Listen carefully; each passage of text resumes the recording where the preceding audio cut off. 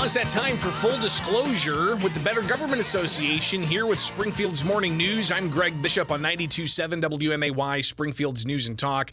And let's check in with David Greising from the Better Government Association. David, there is a ton going on, including huge news last week, yesterday, that dealt with the Pretrial Fairness Act, a measure that passed way back in early 2021, was changed multiple times. Then you had state's attorneys across the state sue, about 65 of them or so, and a Kankakee County judge declared it unconstitutional right before it was set to go into effect statewide January 1st, but the Illinois Supreme Court held that until they heard it in March, and yesterday they came out with a ruling. What does the ruling say, and what's some of the reaction that we've got from across the state? Good morning. Well, this is mainly about the elimination of cash bail in the state of Illinois, which Governor J.B. Pritzker has cited as one of his signature legislative achievements. And now this program, which is quite controversial and remains so, and remains politically quite polarizing, this program will go into effect. There will be about 60 days for courts across the state to prepare for this. What they need to do is have systems in place so that when defendants in criminal cases are arraigned, the judges are in a position to determine A, if there should be consideration of holding them until trial, and then B, a hearing about whether in fact the merits of the specifics of the case merit holding till trial or release without any payment. That's the huge change here, is that people who would be released who are deemed not to be a threat to society would not have to put up any money in order to get out of jail. Now, if we recall, in the election season of 2022, you had Republicans and law enforcement groups saying that the Safety Act and the Pretrial Fairness Act would have led to violent criminal defendants being let out without bond. Democrats pushed back and said that that was hyperbole and overheated political rhetoric, but the legislature did come back and they had to clarify some things that essentially says they open up the net of which are detainable offenses to violent crimes. And the governor signed that in December, but that didn't keep the opposition from the state's attorneys across the state bringing their lawsuits. How do you feel the state's attorneys that brought the suits, how are they going to move forward with this? Do they have any other options of appeal? Well, I guess they could try to take this to the U.S. Supreme Court. I don't know if it's a federal case because everything in this case is a state issue, and there's no competition between different jurisdictions ruling on the case now that the Illinois Supreme Court has ruled. So I think their main approach at this point will be to continue to use this as a political tool. It was quite a robust go-to during the midterm elections and likely will be again in 2024. There's a lot of hyperbole, as you pointed out, Greg, on the issue. This bill was written in a big rush in which a big equity agenda was passed in the legislature, but some of the cleanup language addressed some of the key problems that were raised about the definition of what sort of defendants can be held. And those changes have not brought about support by those 60 states' attorneys, but I think any fair-minded reader will say it is much improved over the original drawing. And now the Supreme Court has ruled, so this is now the law of the state. And of course, now 59 days, the local county courts have to implement no cash bail. People can still be held for violent crimes they're facing, but really the genesis of this whole idea was you're innocent until proven guilty. Just because you can't pay bail doesn't mean you should be sitting behind bars awaiting trial. And the proponents of this say that it disproportionately impacted minorities and people of lesser means, while rich people could go ahead and bail themselves out.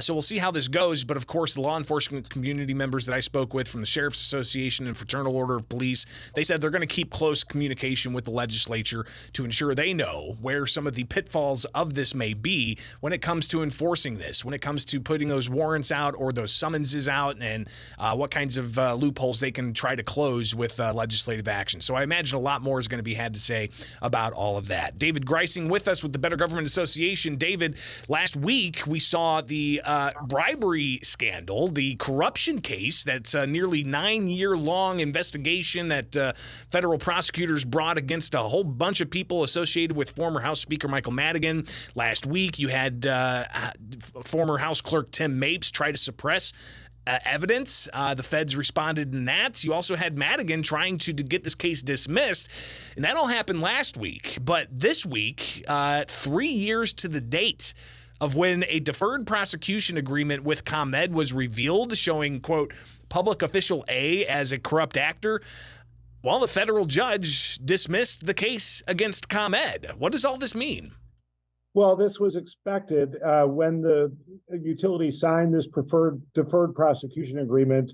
It was in essence a commitment to cooperate with the prosecution and to pay a $200 million fine in order to alleviate some of the benefits that they gained by participating in this corrupt system that we've now had 4 convictions on. And as you pointed out, Mike Madigan will stand trial next spring. The wheels of justice grind rather slowly in big cases like this. What this means is that for Commonwealth Edison, the case is pretty much over. There's still a very valid debate as to whether that $200 million fine was adequate given the stakes for the utility. The smart grid program that was passed when Mike Madigan led the effort to override a governor's veto, that was a $2.6 billion benefit to the company. Ratepayers had to pay for the upgrading of the utility grid in the state. And then a 2016 bailout of 2 nuclear reactors also was affected by the alleged efforts to bribe Michael Madigan. And so there's still a valid debate about whether that $200 million fine was appropriate, but the case is now settled vis-a-vis Commonwealth Edison. It is no longer legally hanging over the utility's head. Their cooperation with the government has been deemed appropriate and satisfactory, and therefore that's why the case was released at this point. The criminal trial, though, still ahead for Michael Madigan, so we'll be watching that closely. But I know some at the State House are frustrated that there really hasn't been any substantive conversations about policy changes or ethics reforms specifically derived from what we're seeing play out in the courts surrounding former House Speaker Michael Madigan.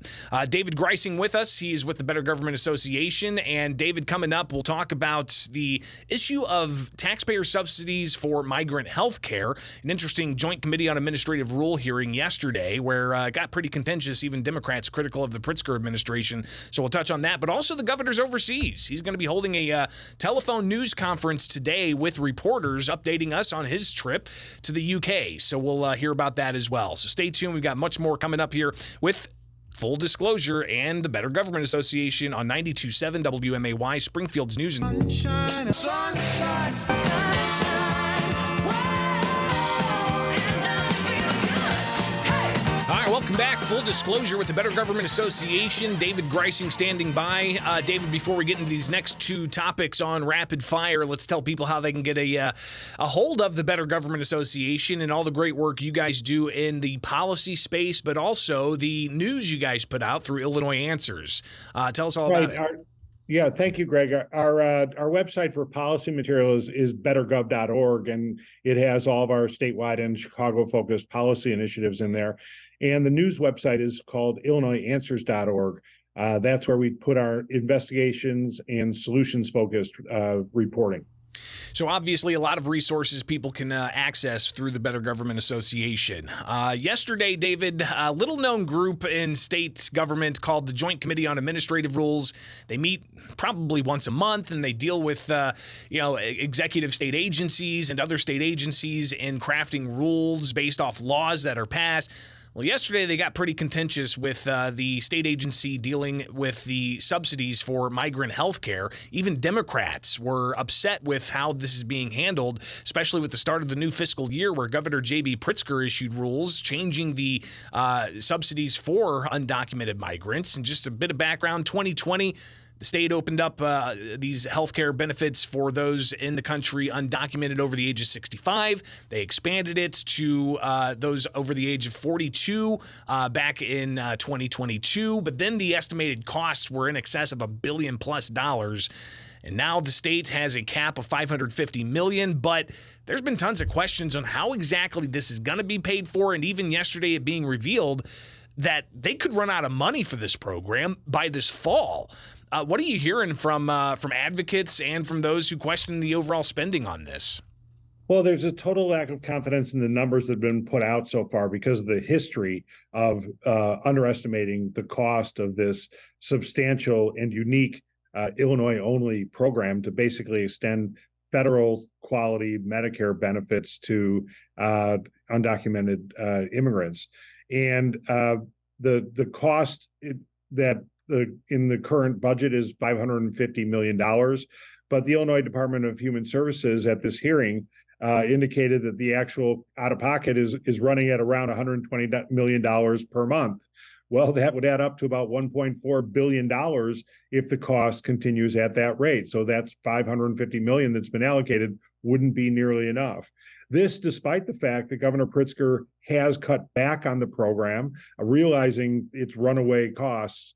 It's not surprising, even though, as you point out, the committee in question is typically a pretty quiet affair. And it's not surprising that these lawmakers are on both sides of the aisle are up in arms about this because this program is, while I think quite well intended, is proving to be way more costly than anybody anticipated.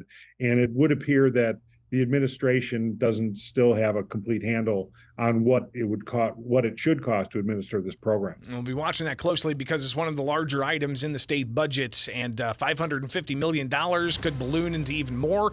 We'll see what state lawmakers do with any kind of special legislation they put forward during veto session to deal with this. So we'll watch that closely. David, we've got 30 seconds here. What are you expecting that the governor's going to bring back from the UK? Well, we'll hear today at this press conference that you mentioned. I would hope some contracts in the electrical vehicle industry and maybe elsewhere. England is one of the is the state's largest trading partner, so that it's a good market for the governor to be visiting. Well, we'll be watching that closely as well. David Greising, full disclosure, Better Government Association, Illinois Answers. Thank you so much for taking time. We'll definitely be connecting again next week and talk about a whole host of other issues that are surely going to be popping up on us, all right? Thanks, Greg. See you then. It is Springfield's Morning News on 92.7 WMAY, Springfield's